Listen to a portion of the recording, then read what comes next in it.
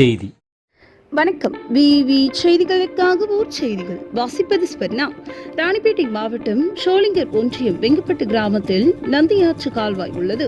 குடிநீர் ஆதாரமாகவும் விவசாயத்திற்கு பயன்படும் வகையில் நந்தியாற்று கால்வாய் தடுப்பணை அமைக்க வேண்டும் எனவும், பரவத்தூர் மேட்டுக்காலனி பகுதியில் பேருந்து நிழற்குடை கடந்த 40 ஆண்டுகளுக்கு முன்பாக கட்டப்பட்டது. தற்போது சேதமடைந்து சிமெண்ட் பூச்சிகள் பெயர்ந்தும் உள்ளதால் பொதுமக்கள் பயன்படுத்த முடியாத நிலையில் உள்ளது.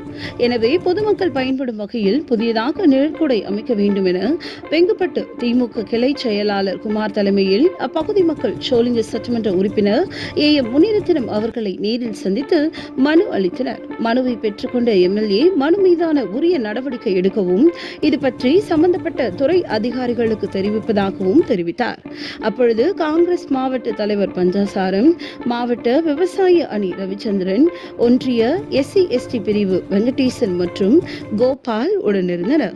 விவி செய்திகளுக்காக விஜய் மற்றும் பாஸ்கர்.